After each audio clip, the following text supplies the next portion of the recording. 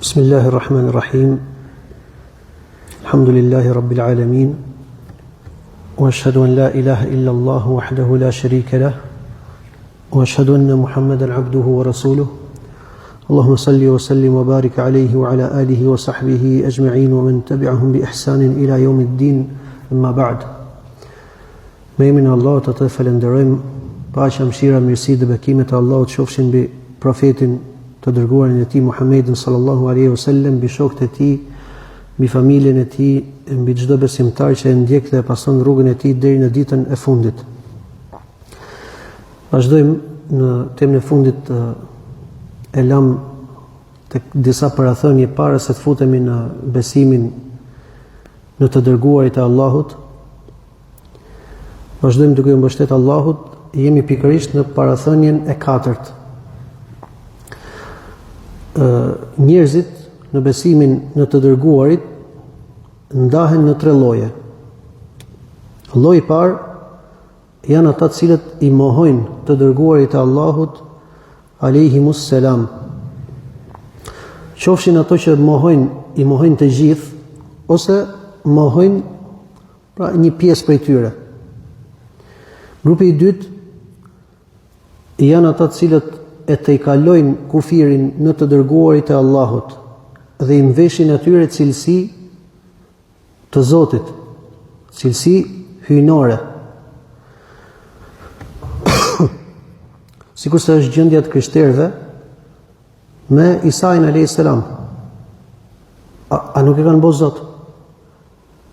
E kanë bërë, domethënë, Zoti është tre pjesë, e ati i biri i shpirtit dhe i birë pra Isai, po edhe Isai është gjithashtu Zot thënë. Ose sikur se janë adhuruesit e varreve, të cilët e kanë tejkaluar kufirin me të dërguarin ton Muhammedin sallallahu alaihi wasallam, që e kanë bërë të adhuruar dhe e kanë bërë Zot bashkë me Allahun subhanahu wa ta'ala. E po të shikosh gjendja këtyre, faktikisht ky lloj besimi që ato kanë, përfundimi i kësaj është që në të vërtetë po mohon edhe atë pejgamber të cilin pretendon se e ke besu. Si? Ajo që jemi urdhëruar është që ne të besojmë se profeti Muhammed sallallahu alaihi wasallam është i dërguar i Allahut. Vetë profeti sallallahu alaihi wasallam nëpërmjet Kuranit, çfarë ka thënë? Ka thënë innama ana basharun mithlukum.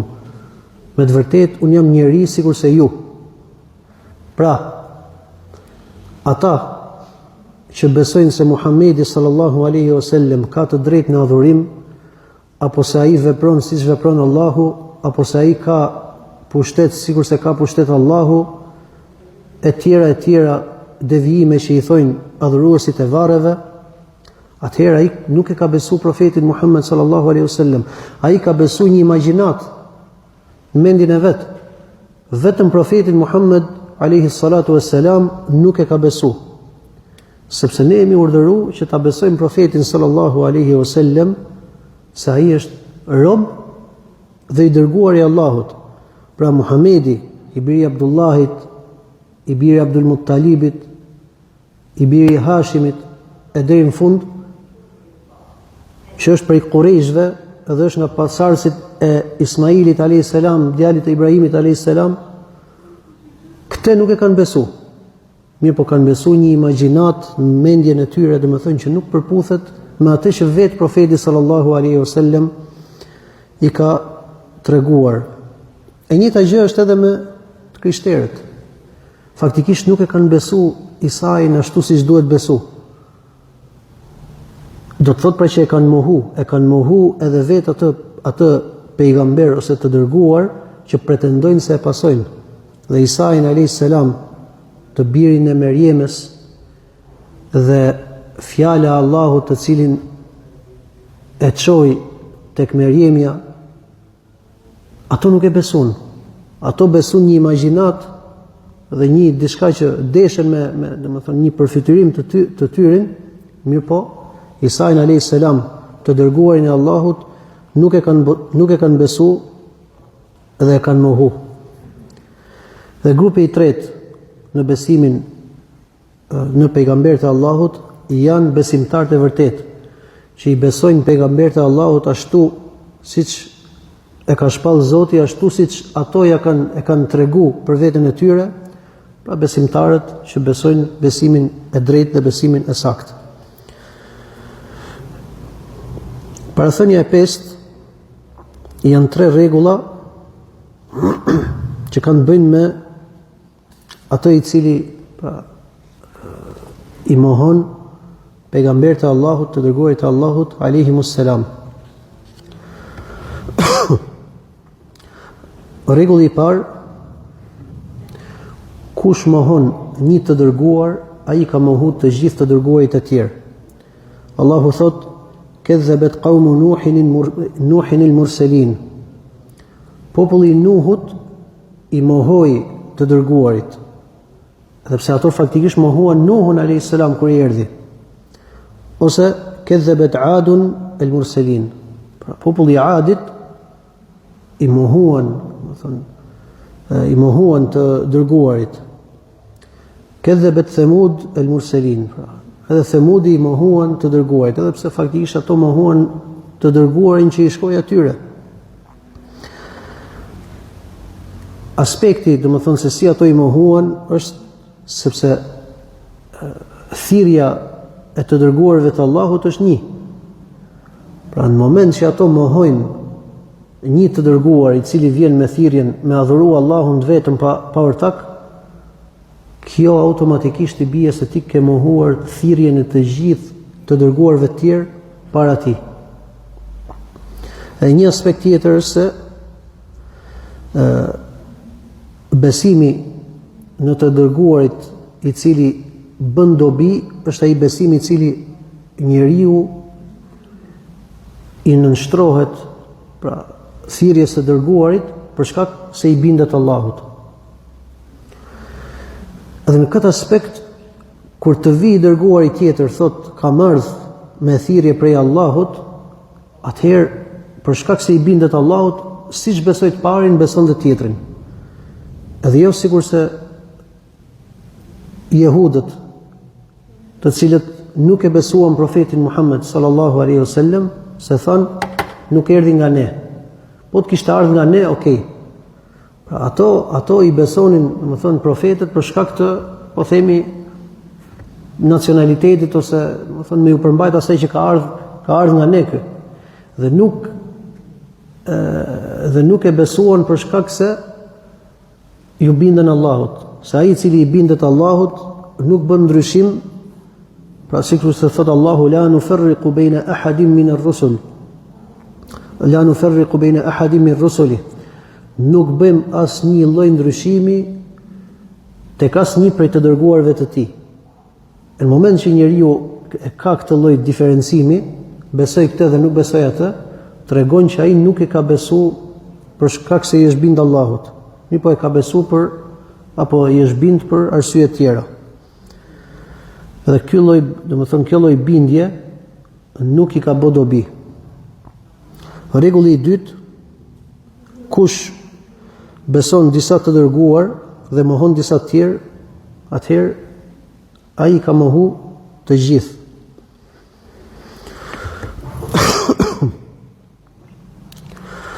Argumenti që tham është se Allahu thot la nufarriqu baina ahadin min rusuli, pra nuk bëjmë dallim tek asnjë prej të dërguarve të tij.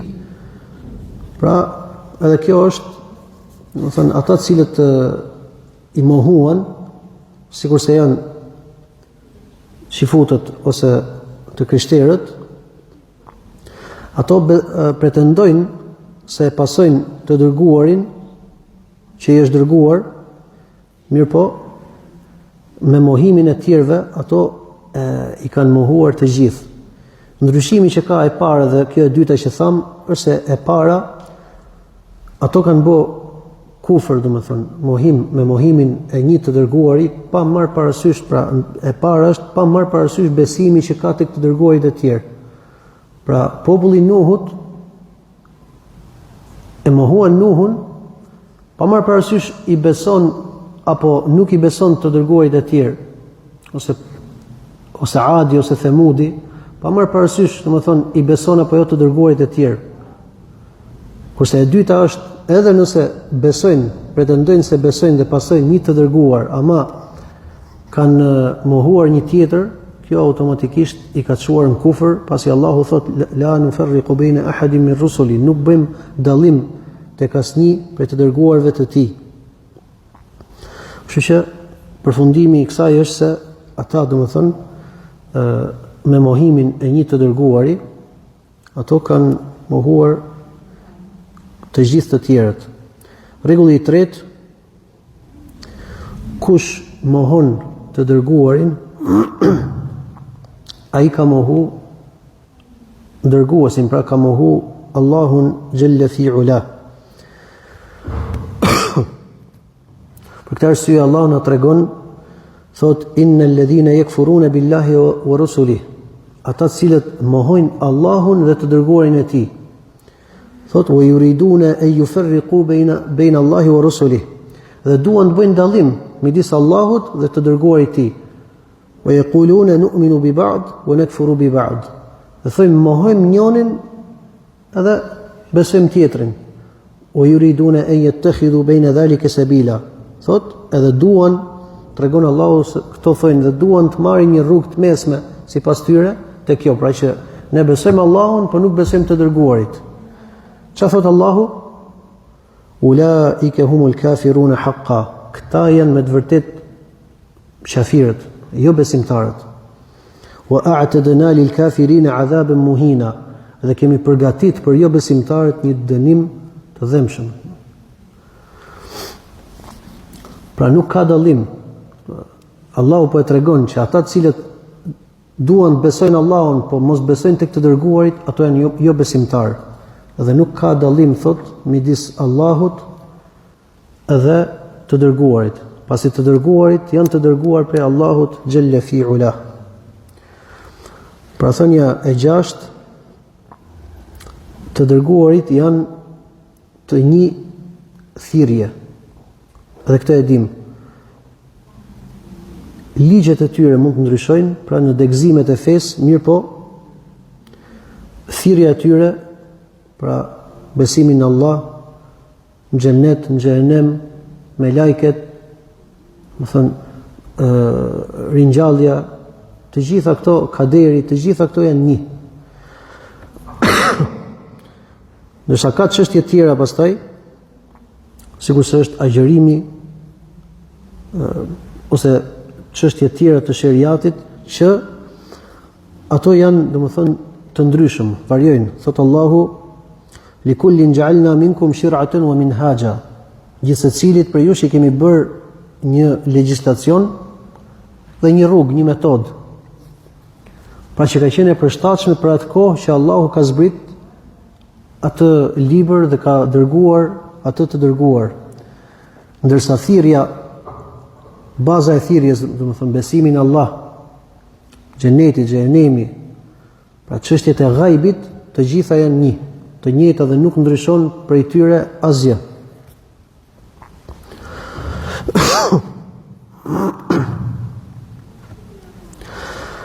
Tani kalojmë te çështja, domethënë, e besimit. Pra mbasi përmendëm këto parathënjet, kalojmë tek çështja e besimit në të dërguarit e Allahut xhalla fi ula.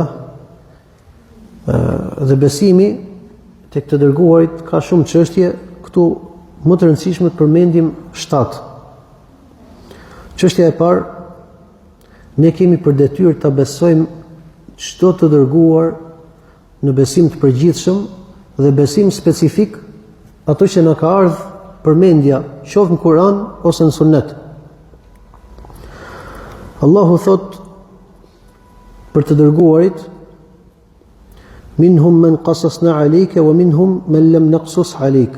Pra, prej tyre ti kemi treguar dhe ka disa tjerë që nuk ti kemi treguar. Dhe të dërguarit e Allahut, pa pejgamberët e Allahut janë shumë. Dhe ne na ka ardhur përmendja e tyre në Kur'an pak. Pra, ajo që na ka ardhur në Kur'an Janë 25 emra. Nga kanë ardhur, domethënë, një numër pra i vogël në krahasim me numrin real, pasi Allahu në çdo popull ka dërguar pejgamber.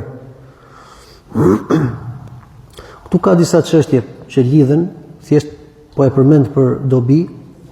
Ka disa emra të tjerë, domethënë, që janë përmendur në Kur'an, që kanë rënë në diskutim dietarët, a janë ose që kanë ardhur në hadith, a janë pejgamber apo jo. Prej tyre është Uzeiri domethënë, edhe a është ai nga pejgamberët apo jo.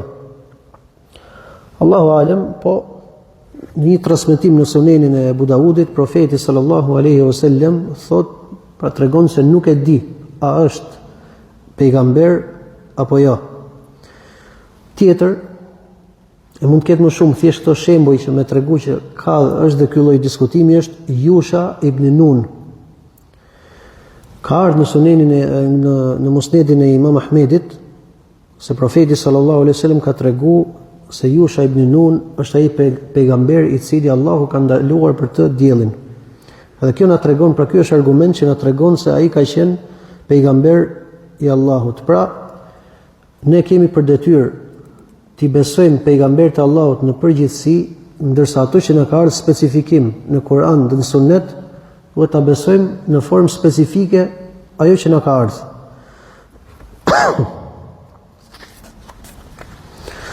Çështja e dytë, duhet besojmë se të gjithë këto pejgamber kanë ardhur me një mesazh të vërtetë, që është hak, që është i saktë, i drejtë prej Allahut xhelle fi ula. Edhe për këtë nuk ka dyshim. Edhe ai i cili mohon një prej tyre, ne duhet besojmë që të gjithë pejgamberët kanë ardhur me të vërtetën prej Allahut xhelle fi ula. Dhe kush mohon një prej tyre, nuk ka dyshim, domethënë që ai ka bërë kufër, ka mohuar të gjithë pejgamberët, madje ka mohuar, sikurse treguam, dhe Allahun xhelle fi ula. Çështja e tretë, ne duhet besojmë se ato e kanë kryer amanetin në formën më të plotë. Ja kanë sqaruar njerëzve fenë dhe e kanë përcjell pa lënë në të asnjë mangësi. Sikur se thot Allahu, më thonë, fahel ala rasuli illa al-balaghul mubin. A ka i dërguar i gjë tjetër vetëm se përcjelljen e mesazhit, më thonë, në formën më të qartë. Edhe mbasi Allahu subhanahu wa taala i ka dërguar këta pejgamber, ne jemi të bindur që ato e kanë kryer amanetin në formën më të plotë edhe njerëzit nuk kanë asnjë lloj argumenti pas dërgimit të tyre. Thot Allahu, rusulan mubashirin wa mundirin li alla yakuna lin-nasi 'ala Allahi hujjatun ba'da ar-rusul. Të dërguar, thot, përgëzues dhe shërtues që njerëzit mos kenë argument pas dërgimit të dërguarve. Pra ato e kanë kryer amanetin dhe njerëzit nuk kanë asnjë lloj argumenti se si më thonë Allah, po ti nuk na e ke çu. Jo, është ngrit çdo lloj argumenti tek njerëzit. Çështja e katërt, duhet besojmë çdo lajm që na ka ardhur prej tyre në Kur'an, pra prej mirësive apo prej, më thonë, gjërave që na kanë ardhur, më thonë, në shpalljen tonë në Kur'an, prej çështjeve të tyre.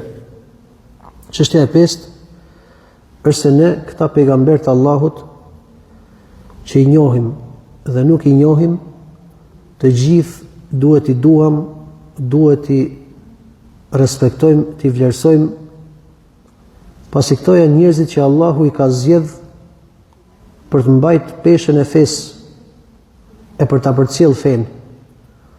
Edhe nuk lejohet me u përmend asnjë nga pejgamberët e Allahut në një formë që ja ul atyre vlerën.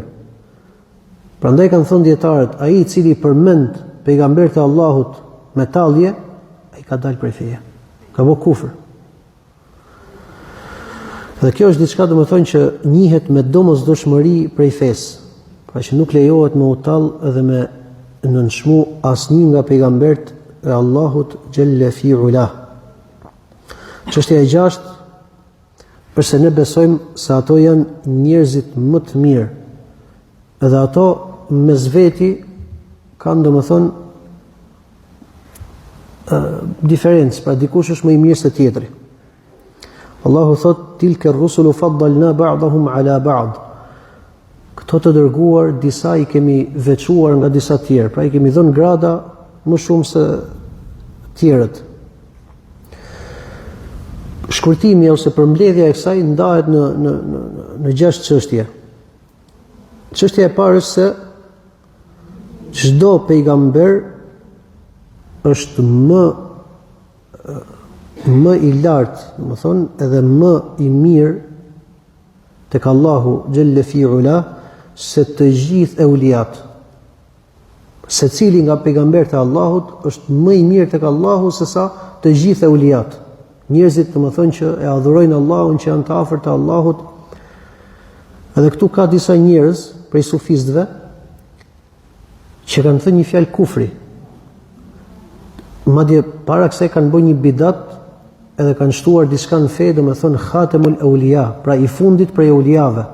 Edhe thonë që ky i fundit prej euliave është më i mirë se sa, ose vula e euliave është më i mirë se sa vula e pejgamberëve. Thënë kjo është fjalë kufri. Të pretendosh që ka një wali, një i afërt i Allahut që sheka më i dashur apo më i mirë se sa profeti sallallahu alaihi wasallam. Ndërkohë që ne besojmë se secili nga pejgambert e Allahut është më i mirë se të gjithë euliat.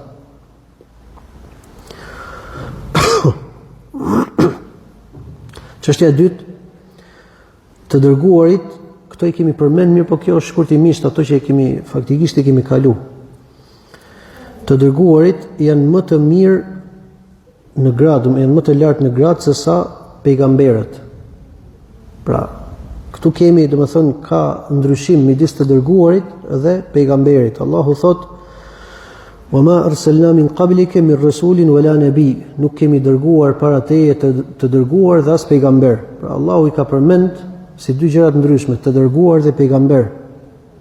Edhe ka ndryshim. Edhe nocioni pejgamber është më i gjerë se sa nocioni i dërguar. Çdo i dërguar është edhe pejgamber, po jo çdo pejgamber është i dërguar. E të dërguarit janë më me vlerë tek Allahu se sa pejgamberët.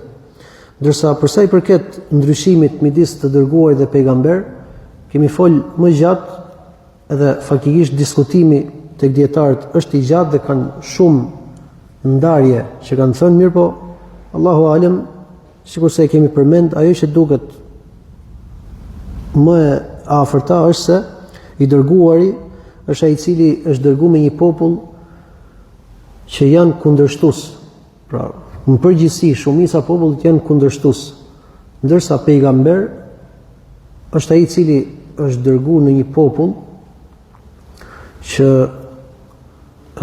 në përgjithësi ato janë, domethënë, e pranojnë thirrjen dhe mesazhin, domethënë, dhe atë çfarë i flet pejgamberi. Ka dhe përkufizime të tjera dhe ka dhe ndarje të tjera, edhe ne nuk kemi diçka të prerë, edhe mund të pranohet dhe diçka tjetër, mirë, po kjo është diçka që e shikojmë si më të përafërt. Allahu e din më së miri.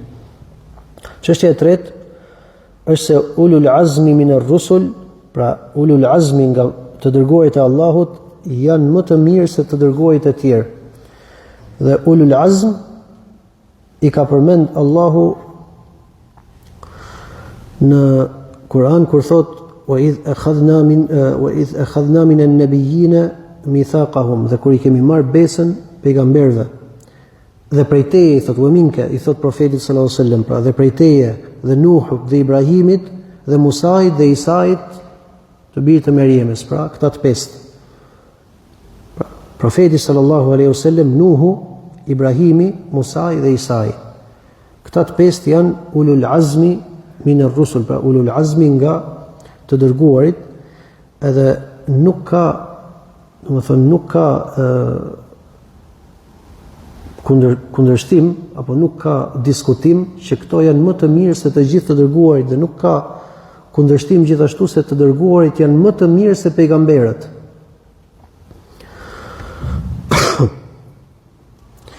Gjithashtu një argument nga suneti është se këta emra që përmendëm, këta të pestë, janë ato që janë përmendur në hadithin e gjatë të ndërmjetësimit, duke shtuar aty dhe Ademin a.s. i cili është babai i njerëzimit. Pra mbas Ademit kanë shkuar te këta pejgamber.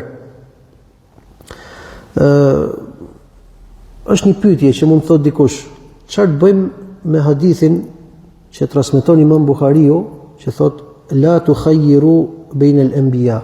Pra mos bëni dallim midis pejgamberëve. E kemi përmend, edhe shkurtimisht po e përmendim prap. Këtu ka për qëllim të bësh dallim midis pejgamberëve duke ul një tjetër.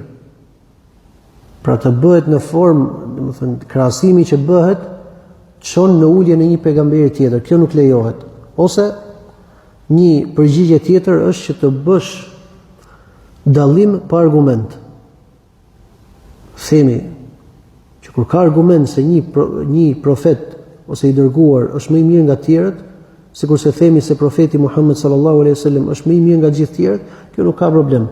Ma duhet kesh kujdes që fjala jote, më thon, deri këtu qëndroj. Mos thuash diçka që ul vlerën ose nënshmon pejgamberin tjetër.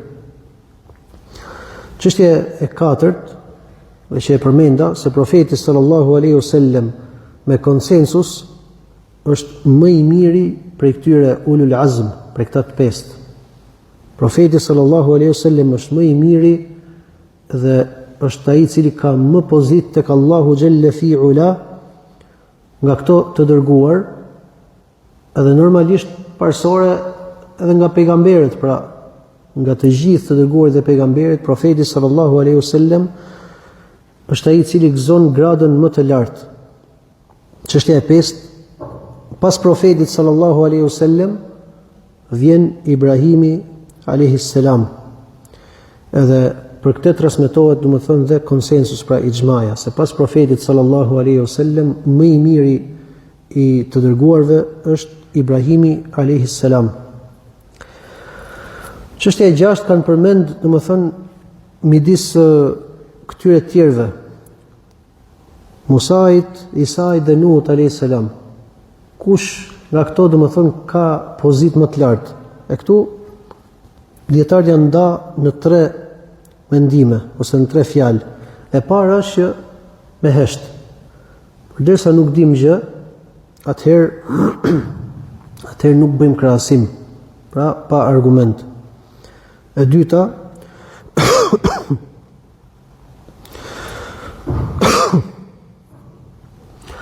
thojnë se mbas Ibrahimit alayhis salam vjen Musai, kurse për sa i përket Isait dhe Nuhut, aty domethënë thojnë me hesht, pasi nuk dim në një dallim midis këtyre dyve. Ndërsa fjala e tretë, këto kanë thënë që është Musai, pastaj Isai, pastaj Nuhu.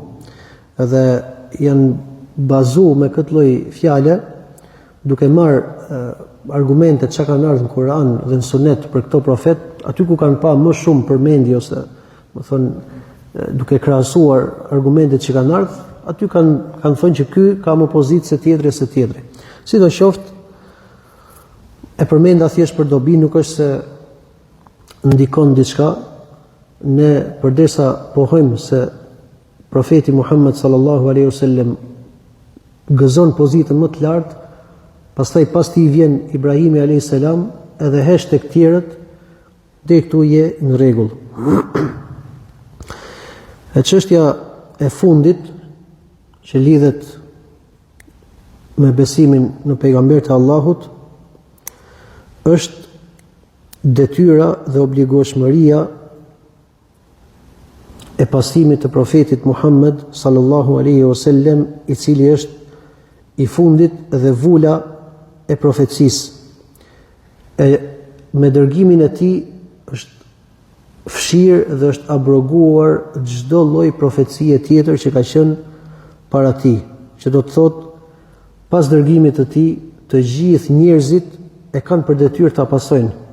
Dhe pas dërgimit profetit Muhammed sallallahu alaihi wasallam e kemi thënë dhe më përpara, njerëzit ndahen në dy lloje. Ai i cili e pason profetin sallallahu alaihi wasallam dhe është besimtar, edhe ai i cili nuk e pason profetin sallallahu alaihi wasallam dhe ai është jo besimtar. Pra, njerëzit ndahen në dy lloje pas dërgimit të profetit sallallahu alaihi wasallam. Dhe nëse, pra, këtu po flasim njerëzit, njerëzit e thjesht, pra, që e kanë për detyrë gjithë secili ta pasojë. Po të marrim një rast, nëse themi nëse do të kishte në kohën e tij ndonjë profet tjetër, ndonjë pejgamber tjetër, edhe ai do ta kishte pas për detyrë ta pasonte profetin sallallahu alaihi wasallam. Vetë profeti sallallahu alaihi wasallam na ka tregu, thot, "Law kana Musa hayyan ma wasa'ahu illa ittiba'i." Thot profeti sallallahu alaihi wasallam, nëse Musa i do të ishte gjallë, nuk kishte, domethënë, rrugë tjetër vetëm se të më pasonte mua. Gjithashtu, Isa alayhis salam, kur të zbresi në kohën e fundit, çka ka për të vepruar? Do veproj me shariatin e vet apo me shariatin e profetit sallallahu alaihi wasallam? Ka për të vepruar me shariatin e profetit sallallahu alaihi wasallam dhe nuk do të veproj me shariatin që i është shpall atij. Kështu që çdo person pas dërgimit të profetit sallallahu alaihi wasallam e ka detyrë të prerë ta pasojë atë, duke lënë çdo lloj shariatit të profetëve të tjerë të Allahut xhalla fi'ula. Vazhdon autori dhe thot: "Wal kutubul munazzala 'ala al-mursalin", pra dhe besojmë për librat të cilat janë zbritur të dërguarve. Këtu futet Allahu mëshiroft në besimin në libra, në librat e zbritur. Dhe këtu kemi 5 çështje. Çështja e parë, si besojmë, domethënë, në librat e zbritur. Pak a shumë sikurse besimin në pejgamberin e Allahut, besojmë besim të përgjithshëm dhe besim specifik. Thot Allahu: "Wa qul amantu bima anzala Allahu min kitab." Kam besuar çdo libër që e ka zbrit Allahu xhalla fi'ula.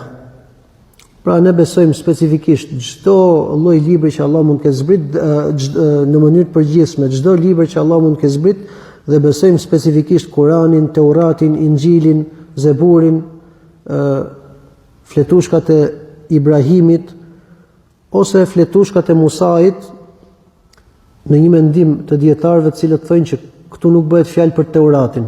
Se ka disa prej dietarëve që thonë fletushkat e Musait, domethënë janë Teurati. Ose një mendim tjetër i dietarëve është se nuk bëhet fjalë për Teuratin. Ndërsa për sa i përket gjërat që e shkatrojnë ose e rënojnë besimin në librat e Allahut, kemi, domethënë, 4 gjendje. E para, kush i mohon të gjithë librat. Pra, padyshim që ai i cili mohon të gjithë librat që Allahu i ka zbrit, thonë, kjo është fjala që e thojnë vetëm jo besimtarët, ateistët. Kush do qoftë, domethënë, që nuk beson në fe. Çështja e dytë, besimi ose gjendja e dytë, pra besimi në disa libra pa besuar në librat e tjerë. Thot Allahu: "Wa idha qila lahum aminu bima anzala Allahu qalu nu'minu bima unzila alayna wa yakfuruna bima wara'ahu." Dhe kur i thuhet atyre besoni atë që Allahu ka zbrit, ato thonë ne besojmë atë që na është zbrit neve, edhe mohojnë pjesën tjetër. Pra kjo është gjendja e xifutëve, po edhe të krishterëve gjithashtu. Ato besojnë ato të vetën, edhe çfarë libri tjetër që Allahu ka shpall, pra konkretisht Kur'anin, nuk e besojnë ato. E gjendja e tyre është që janë jo besimtarë, pra mohues të asaj që Allahu ka zbrit. Gjendja e tretë është besimi në një pjesë të librit, në një pjesë pa besu pjesën tjetër. Thotë Allahu, "Afatu'minuna bi ba'dil kitabi wa takfuruna bi ba'd." Do të besoni një pjesë librit dhe do të mohoni një pjesë tjetër. Wa yawm al-qiyamati, do të thonë edhe فما جزاء من يفعل ذلك منكم إلا خزي في الحياة الدنيا. Shpërblimi i atij që e vepron këtë gjë thotë është poshtrim në këtë botë. Wa yawm al-qiyamati yuraduna ila ashaddi al-'adhab. Dhe ditën e kiametit do të çohen në një dënim, në dënimin më të dëmshëm thotë. Wa ma Allahu bighafilin amma ta'malun. Dhe nuk është Allahu i shkujdesur për atë që ju veproni. Pra, po ta shikosh prap, kjo i përfshin edhe domethënë prap jehudët, pasi ato dijet që kanë vrarë pejgamber, ato kanë ndryshu, ato kanë pranuar çfarë i përshtatej atyre dhe kanë mohuar atë që nuk i përshtatej. Subhanallahu, i kanë mbledh të gjitha cilësitë e këqija. E mos u çudit sot, më thon, ti shikosh çfarë veprojnë. Kur kanë vepruar në kohën që ka zbrit shpallje, çfarë pret tani që shpallja është ndërprer. Gjendja e katërt, tallja ose nënçmimi ose domethënë urrëtia, pra veprat e zemrës, të gjitha këto, po edhe vepër domethënë fjalë në një prej këtyre librave që Allahu ka zbrit. Nuk ka dyshim që kjo është kufër dhe dalje prej feje. Nëse ti urren atë që ka zbrit Allahu, nëse ti tallesh me atë që ka zbrit Allahu, nëse ti nënçmon atë që ka zbrit Allahu, kjo vepër është vepër që të nxjerr nga feja, domethënë me konsensus të umetit. Çështja e dytë që përfshin, që domethënë që përmban besimi në librat e Allahut, është se ne duhet besojmë që të gjithë librat që janë zbrit prej Allahut janë udhëzim, dritë, shërim, dhe ato kanë, domethënë kanë komplet udhëzimin dhe hakun dhe të vërtetën. Dhe në to ndodhet, domethënë, fitoria dhe lumturia e kësaj bote dhe shpëtimi në botën tjetër. Çështja e tretë, ne duhet besojmë atë që na ka ardhur prej këtyre librave, po ti shikosh pikat pak a shumë lidhet si besimi, domethënë në pejgambert e Allahut. Duhet besojmë atë që na ka ardhur prej këtyre librave, prej lajmeve të këtyre librave që na ka ardhur në fen tonë, në shpalljen tonë.